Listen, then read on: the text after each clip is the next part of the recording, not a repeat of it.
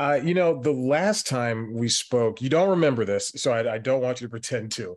2015, I believe, Big Dumb Animal was coming out. Okay. Yeah, Wow. Yeah. Yeah. Yeah. Oh my yeah. goodness. Right on. Yeah. That whole time's kind of a blur. I apologize. Mm. Yeah, no worries. I mean, I was going to ask you if you could, from that day we spoke up until maybe yesterday, you recount everything that occurred in those past 70 Sure. years. Yes. I have it here. It's all written out. I It's knew this question would come.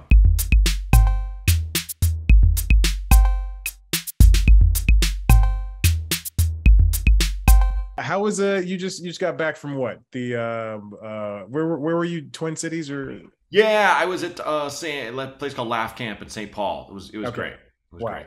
Okay, that's Yeah. good. What was it? So this was was that you promoting Doug, or was that No, you? no, it was just plain old shows. So Okay. two Friday, two Saturday. Yeah, it was Wow. just it's a great little club there that's relatively new. That's in St. Paul. Okay. Almost all the comedy typically goes on in Minneapolis of the two Yeah. cities. So it's kind of cool to be over on the other side of things. It was nice. It's a good spot. Did you have good crowds out there?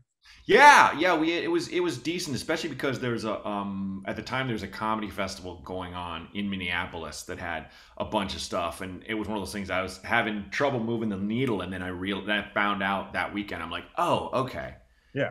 this business is so interesting. How I'll go, oh, why aren't they selling that well? I've been promoting this thing, and I'll find out there's another act that's similar to me, or Hmm. that we have a lot of the same fans. Not similar to me, we have a lot of the same fans, and they're bigger than I am, and I'm like, ugh, just dumb luck. It just Yeah. happens sometimes. Yeah.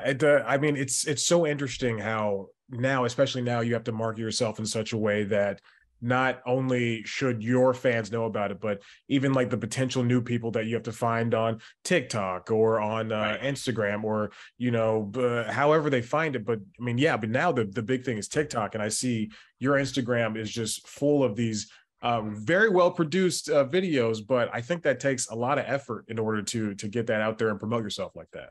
Yeah, and it's one of those things you kind of have to jump on the bus. You have to kind of get with the times. It was one of those things I was kind of bucking the trend for the longest time, where I was like, I just don't. I will say it is a lot of work, but I have someone else do it for me. Like that's just to be fair. I don't want it out there that I'm like, because I know people who do it themselves. Like Fahim Anwar does all his own social media stuff, and it's all amazing. So I will give him full credit in that regard. But you have to continuously put out something. Mhm. It doesn't all have to be slickly produced, and there are some of us that put out way, way, way more than others. But yeah, it is. It's unavoidable as far as I'm concerned, especially when you're just a working comic and not a massive name. Let's just Yeah. say. Yeah, I it's well, we'll take, Gabriel Iglesias. Mm-hmm. He's one of the big, if not the biggest comedian in the world. Yeah. And I can only assume that yes, he has a team of people behind him just throwing all the small stuff out there, but it's you and a couple of other people, and you've got to choose, okay, well, this clip is gonna be perfect for this day, and this is like, oh, something happened today that I have in my act that from a couple of years ago that would work out, or something that I've used recently. It's tough. I completely understand how you have to be, stay on top of all of this. Yeah, it's tricky, but it's good to. Thankfully, I can kind of set aside a couple bucks to pay someone to work with me on that. Exactly, rather than kind of try, and I've tried to do it myself. I don't have that skill set Yeah. where I'm not I'm not left brained enough, or whatever you want to call it, in terms of making the content look acceptable to the level that people want to look at it, for want of another term. You know. Yeah, you're the person that tells the jokes, that comes up with the absurdist humor, and then you get it out there, and then someone else handles the that other stuff, the businessy That is stuff. correct. Yeah. Yes. What, Yes. so how has it been, having this special? I know it's not I don't think the video's not out, right? Like you have to go to Moment and purchase it. Yeah, yeah, it is it's out, but you basically have to buy a ticket, which is Okay. what Moment does. They make things into events. So I put my special on there. A couple comics have done it before me. There's some more comics doing it. And the thing that's cool about them is that they kind of the lion's share of all the stuff sold go to the artist, and Okay. I own this special, and still kind of covering costs on in terms of making it, Mhm. having had made it. So that's just where it lives right now, and Okay. I don't know where it'll be next. It won't be anywhere else anytime in the next week or two or three or four. But Right. if people want to see it now, that's kind of where it lives. So it's kind of like I'm just going to take it and put it where it goes. But yeah, it's available now. It's called Doug. So Yes. And yes. I really I like Moment as a company. I was introduced to them uh basically because of the pandemic, where a couple Hmm. of live shows were hosted on there, and Cool. they were handled really well. And so I do Great. if you trust them, then I trust them as well. And I'm glad that people can support it in a way that you can get some of the money and recoup of the things that you put into it. So that's very good to hear. Yeah, and it's one of those things I could see, the more I think about it, like, because, I have a 2-year-old, I'm in my 40s, I go out, but I don't, I love staying in too. And I think I could see myself finding things on Moment and be like, oh, I'll watch that concert from the comfort of my couch. Yes. I mean, one of the best times I remember last couple of years was having hosting Couchella, where we watched Coachella from my couch, Yeah. and you can go to the YouTube pages and flip from stage to stage, and it's pretty fun. It's pretty cool. So anyway, Yeah, no, I love that too. That and Bonnaroo, because that introduced me to so many people that oh I've never yeah. seen before, but Mhm. I could do it at home and not be sick and not get sick from everybody. And Yeah. that was also that was great. Hmm. But Doug, you've been working on. I'm not calling you Doug. I'm calling you Matt. Yeah, I know. I know. I didn't think you were. But you've been working on. How long you been working on this? Because I did you have to? Were you going to shoot this in 2020 and then the Yeah, shutdown and happened? Okay. yeah, and then everything locked down, and my wife had our kid, and I basically became a stay-at-home dad, and a lot of that material I threw away, and then kind of generated more, and I was talking with somebody about this recently, and they were like, well, why would you just throw it away? And I was kind of like, well, I kind of just put it aside because I wasn't as in love with it as much anymore, but also I was tired of it. And there's a couple bits I've had every time I've done a special, and I think every other comic is like this too, that you're like, well, I have to kind of make myself love this one last time just to get it on tape, and then I can never do it again because I hate it.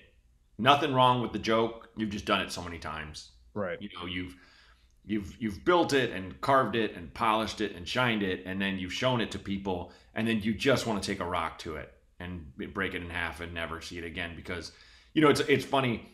I love Brian Regan, and he used to do a thing where he would do his whole act and go, "Hey, is there anything I didn't do?" And people would call out stuff, and I remember going, and I've done that once or twice, just to try it, but I don't really know how most of my old bits go because they're all Right. kind of convoluted stories, and I've kind of mentally blocked them a little Mhm. bit. So yeah, I definitely, in terms of how long it's been. I mean, I was ready to go in 2020, so some of that stuff is from 2019, and then recorded in 2021.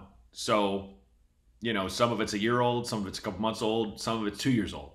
Yeah. So yeah, yeah, I think that's good. That's good that you can address that to yourself and go, I'm not really feeling this anymore. This joke, even if it's a good 5 minute chunk, and you can feel mm, confident and redevelop some more stuff, either coming from that or around it. Or I mean, that's always a good thing. What? All right. So you got the special out, yep. and do you ever do you ever feel as though that some of the bits will never stand up to the test of time, or something that won't ever, like, if, like, okay, the audience here enjoyed it, but they are fans of me. Do you ever think that, Right. if I ever put this out, oh, this isn't going to fly well, or anything of that nature? Yeah, always. There's always jokes that you really think are super fun and everything, but they just you can't find a way to make them land for one reason or another. That's always the case, and you know, it's just an ever changing, constant personal evolution in terms of reconciling the stuff. Like most of the stuff, if you're a working comic that you think, oh, I really like this, someone will like it, you know. But every once in a while, there's that one that you just can't get people on board with, or you don't. Someone else might sell it better. You don't know. Yeah, but Yeah. that's all the time for sure. Yeah. Yeah. Is it hard? Is it tough to, when you're getting out, when you're getting rid of bits? Well, I'm not saying getting rid, but when you stop doing them, when you're done doing those jokes, to it's hard, later on to remember them, but is it hard to purge them? Because that's something that it's kind of like a safety blanket. You have those Mm, jokes, they're funny. I think of, like, but you also get sick of them. I think of, like, yeah. Hugh Jackman doing The Music Man, and I think, oh my God, he's got to do this for 6 months, and but, Right. like, he's not going to forget, in month 7, when he's done doing it, he's still going to be tap dancing at home. I'd hope, I think. Yeah, yeah, yeah. For sure. But I mean, I think it just comes back to you can't really fake it live. You have to find a way to like it. You have to find something in it, you know, you loved. I mean, it's like I did musicals in college, or excuse me, in high school, a little bit in college, but like I mostly did plays. And I remember just doing plays, you know, not on the level of Broadway, but Mhm. you have to, first of all, you're operating at an insanely high level that you somehow have to get used to, and also you have to find you have to find the joy in it, or if you have to tap into whatever makes it worth it for you. Like, this is a strange thing to mention, but I can always tell when I've been on a TV, when I've guested on a TV show, and I meet someone in the cast who used to do Broadway. Mhm. You know, specifically young women. You know, because Mhm. there's always you know, young, not young, but like, let's say younger than 40 women, and here's the thing: they're in incredible shape. Like, you can see Okay. their arms are toned. Yeah. They're like, they almost look like Olympians. And I only say it singles out with the women because I'm just like, my God, look at those guns. Like, you don't have huge muscles, but like, you're in a specimen. Like, you look like you teach Pilates. Whereas men, it's just like, yeah, you see fit dudes all the time that are Yeah. leading men, that are acting, and, you know, stuff like that. But there's just something about that where, and the reason why they're like that is because the physical stamina required to do musicals. You know, I mean, I think probably Hugh Jackman probably had the same body he had in Wolverine as he had in Music Man, because Yeah. you're kicking and spinning around and all this crazy stuff. You know, it just, you don't, it's not, I guess long story long, what I'm saying is, no matter what, people can tell when you're phoning it in. Mhm. And it's like, especially now in this era of people, you know, tweeting stuff out or blogging, or, you know, it'll be like, I was thinking about that, how like now people be like, oh, so and so forgot his line, and I was like, oh my God. Like, the pressure, because someone's seen that play or that musical, you know, like dozens of times, Yeah. and they love it, and they don't want to see anything different. Yeah. You know, yeah, it's God, it's just, it's so impressive. It's so Yeah. impressive. I mean, the work that any performer puts in, to me, is just, and like you said, you can't fake that. You can't fake that. And it's amazing, because, yeah, it's when you go to a concert and somebody messes up their own verse, and then Right. there's two things they could either do. They could either acknowledge it and like laugh it off, or they could Right. just skip right over it. And Sure. I've never seen someone skip right over it, but I've seen the people acknowledge it and mess up, and then, continue on, and try to give that tour de force performance. And I Right. mean, to bring it back to comedy, I mean, Mhm. it's if someone knows your joke, word for word. Brian Regan, yeah, if I can quote Pop Tart, that Pop Tart joke, Yeah. and he messes something up, I in my head I would be like, oh, he screwed this one up, Uh-huh. and it would suck, even to point that out to him. And it happens. I mean, it happens all over the place. I mean, comedians luckily can kind of play it off for the most part and be like, "Oh, I do it differently now," or whatever, or I will, I'm just gonna add this or add that. Like I had this thing over the past weekend where I had my second set on Friday. I had these two dudes that would not stop yelling stuff, and I tamped it down, tamped it down, tamped it down, tamped it down, made fun of them in a good natured way. Finally, was just like, "Look, guys, you got to stop!" And the crowd's yelling at them. Yeah. People are turning around and going, "Shut the f up!" And I finally had to walk them. And it was one of those things. There's like, I felt like I handled it perfectly. I felt everyone told me that, but I didn't really reconcile with how it was going to kind of first. I got on stage the second night and I already had some stuff I was dealing with, Hmm. and I had a real, I will say, like so to rough set. I mean, by the final third, I was getting them. People were having fun and stuff, but Yeah. it took me a long time to get my legs underneath me, and that I have not had that happen to me in a long time. And all I can think is I wasn't freaked out that anyone would yell something or anything like that, but it was just such a surreal experience Hmm. having to go literally because this place doesn't have security. They can't afford it. Right. It's a small venue. They're barely hanging on post pandemic. This bartender had to go tap him on the shoulder and have him kind of push him out. Hmm. And it was one of those things that it just not. And I had a great day. Went to farmers market, all that jazz. Wasn't even on my mind. But just when I got back on that stage, it was almost like this tiny degree of post traumatic experience just tripped me. And it just Hmm. kept tripping me where I'd set up a joke and then forget where it was going and then have to kind of improvise. And it was like, it was just surreal and weird.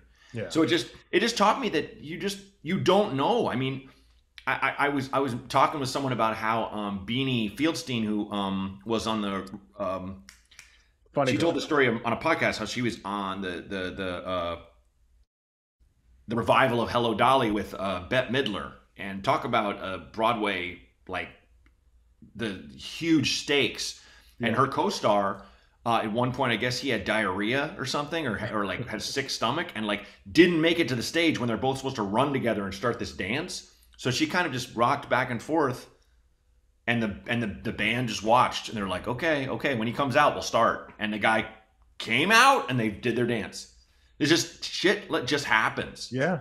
And I'm drawing a strange correlation between my mental block and that, but it's just like it just does.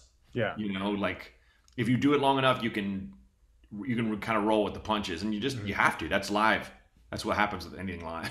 you know. And you telling that story and relating it to Beanie's situation, it makes me think the audience needs to have a little bit more patience when it comes to a performer I mean, because right, anything can happen, and a Right. performer, yeah, we pay for the tickets, and we take the time off from our lives to enjoy Sure. this 2 to 3 hour thing. But Yeah. I mean, when it comes down to it, that other person on the stage or the other people on the stage are human beings, Right. and they do have days like this. And when some jerk offs are in the crowd Right. screaming at you, yelling at you, or there was that young lady this past weekend who had a beer thrown at her, and then she chugged it. Like she was so up. Like She Michelle rolled Obama with it says, so we well. take the high road. Yeah, she did so perfectly, because I would have responded with anger, because Of course. it's, Of I mean, course. it's just ridiculous how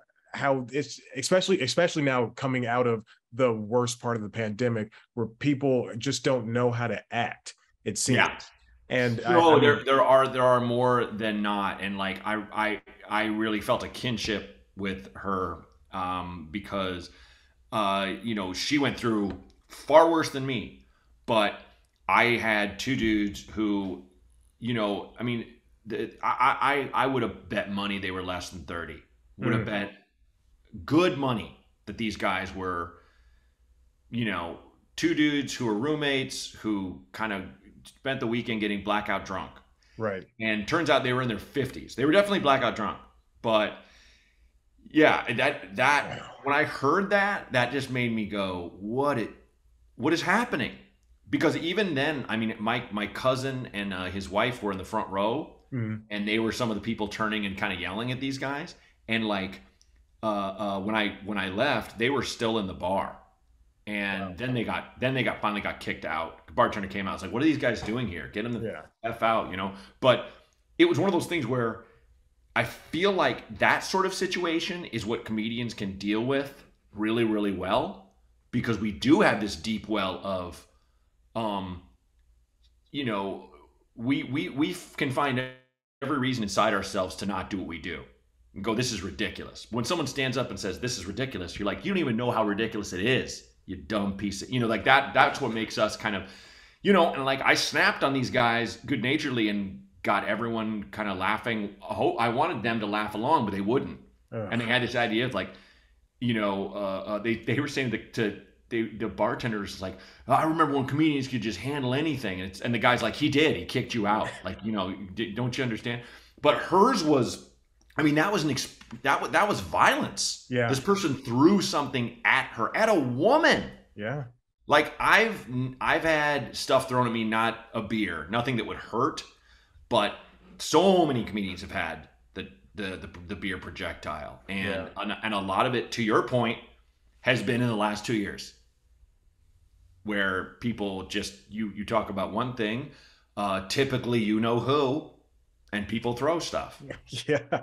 because it's, I won't make any comments about why that might be or anything, but I mean, proof's in the pudding.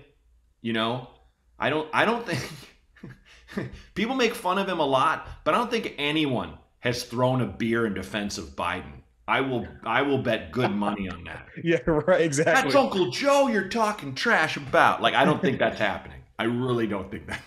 Like, and if they did, it'd be like a craft beer, like a locally brewed craft beer. And Just they would throw it against the wall next to themselves. They would get more like glass and stuff on. Like, I did that to make a point. yeah. I'm Exactly. not going to hurt you. Yeah. And I'm sorry. I'm sorry. Let me buy you a drink. That was a good. I was Sierra Nevada, one of the last independent breweries. God. It's that reminds me. This is pre-pandemic, but I saw Jimmy Pardo here in Atlanta, Oh, and nice. a woman would not stop talking. And then now the latest one was I saw Mulaney here in Atlanta, maybe like 4 or 5 months ago, and it was a fairly big venue, and this person would not stop standing up and like I mean, quite frankly, and I'm black, so I can say this. He was treating it like it was a Def Jam show, and he was Okay. standing up, I know yelling exactly like, what you mean. he's like, go on, John, until eventually John had to, turn, and he said this like he said in the most John Mulaney way, "You're kind of pissing me off," Yeah. and and then eventually those people were escorted out, but I mean, nobody was having fun. No, at that point, like Yeah. everybody's trying to watch John, but the people in our section were just like, dude, you got to give it a rest. You It's got to give it. hard. Yeah, it's just obliviousness. I mean, I've said this in my act. It's like people ask me, do I get hecklers? And you don't, not much. It's more someone that just isn't aware of how loud they're being by themselves. Mhm. People are talking in the silent moments where you're setting the joke up, and they think it's just like, no, but I'm out. I'm allowed to do this. And if they had any clue of how, I have an expression I use called invisible drunk, where people are so drunk they don't realize how they look, and they're just like eating off other people's plates. It's like, hey, man, like it's and I call it that because it's they don't.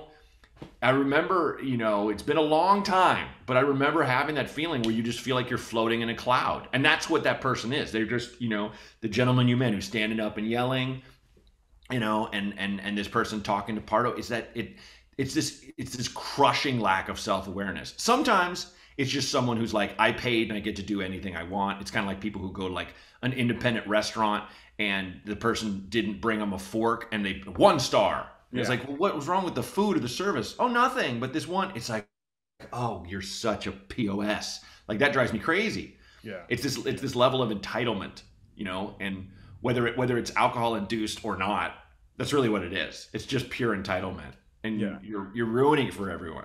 you know. Exactly. It's I mean it's insane how but yeah, anyway, I guess we should continue talking about Doug. Sure, whatever. I'm good Just to talking about anything, man. Whatever you want to talk about. yeah, me too. I just don't like, yeah, I go to a lot of concerts now, and every time I see people act that way, it's just it baffles me. It baffles me. Yeah, yeah. But I go, I go to concerts alone. So I'll like last week I saw Carly Rae Jepsen, Oh and yeah. I stood, at like basically by the front door, just waiting to go. And since I was there alone, I was watching everybody and how they interacted. And I had a mask on and everything, but it felt like I was an outsider. It felt like I was an alien, Yeah. just observing everybody. But Carly was great. She did a fantastic job, and she really played to that crowd. And that it's awesome. A and B. I give you a lot of credit for going alone. I have a lot of people come see me by themselves, and I would say if I see them in the crowd, I'm like, hey, you by yourself? Are you here alone? And they're like, yeah. And I'm like, give him a hand. Give this guy a hand. I would say that, or give her a hand. Because I think that takes a lot of it. It takes a lot of guts, but I think it's fantastic. People don't think about how fantastic that is. I remember when I was a kid, I just started going to movies by myself when I was in high Yeah. school, and I loved it because I'm just like I can just get more popcorn if I want. I can move seats mid show. There's no one Mm. around. It doesn't matter. I really loved that, and it's the same thing with I haven't been to a lot. I'll go to comedy shows alone, of course, but I haven't been to a lot. I needed to go to more concerts. If my wife can't go or is out of town or I can't get a friend to go. I mean, there's times I was thinking about going that, but then no one can go with me, and so I don't go. But it's like, yeah, you have just as much fun, Yeah. and if anything, you'll increase your sensory awareness because Yes. no one's talking to you. Yep. So I give you a lot of credit for that. That's really cool. I love it. I love getting to a concert or to a show, and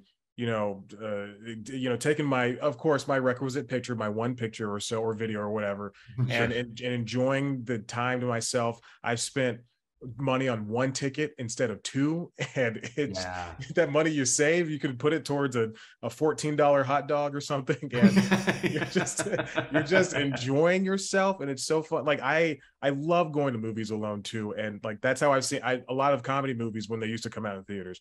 That's what I Mm, saw, like The sure. House. That's how I saw The House. Oh They came yeah. together, and it was a Saturday morning at 11 o'clock. Just pop in that theater, and you're the only person who wants to see this movie starring a bunch of alt comedians, but it's fun. It's Yeah. great.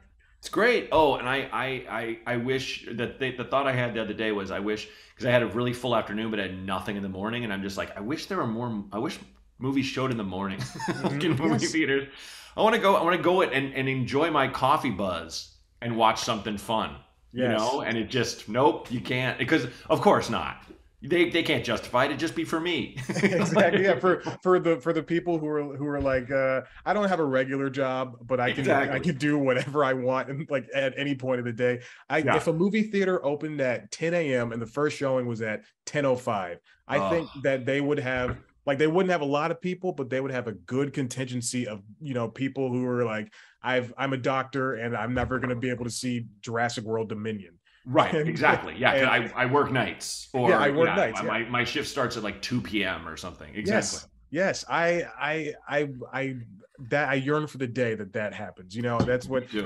Quentin Tarantino owns a theater in LA, so he Mhm. should open up. He should open it up at 10 a.m. LA time. Yeah, it's the Beverly Center. It's an incredible repertory theater, and he owns in my neighborhood the Vista because he bought it because it was going to get sold to build condos or something, and he bought it, and it's still my favorite theater in the world, and I can't wait till he brings it back. But like, yeah, that one, it's a single screen theater, but it's Mm. all Egyptian Art Deco on the inside, and the rows are about 7 feet apart, so you Wow. can sit there with your legs out, eating your popcorn, and someone can walk past you and sit in the same row and never. They just go around your feet.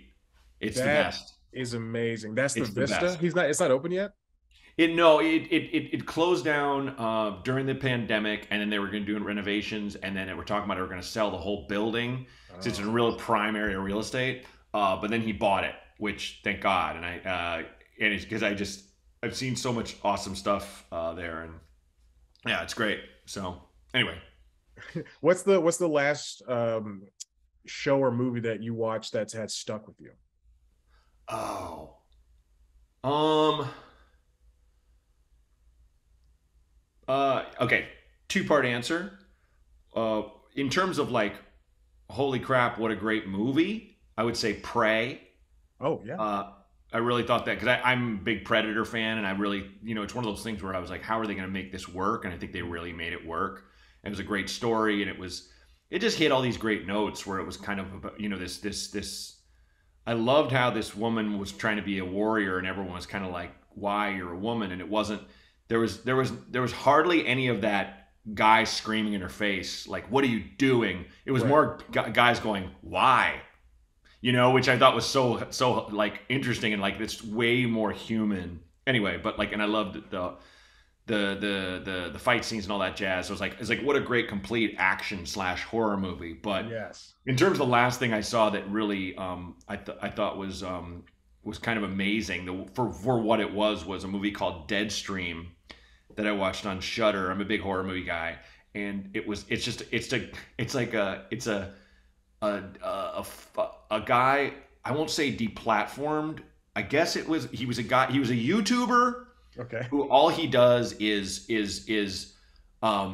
stuff that scares him, but he doesn't care about what like what damage it causes, any of that stuff. He's just trying to get likes and trying to get subscriptions and stuff, and he gets his account locked, and then they let him out. But the whole thing is just him. You're watching his show, Yeah. and he's like, I'm gonna lock myself into this haunted house, and I'm very scared of this kind of thing, but I'm gonna. And he has cameras set up all over the house, and it's the way it's written, the way it's done, is of course things start going horribly wrong. Right. It really is haunted by a really malevolent spirit, and so you'll see and people are watching it.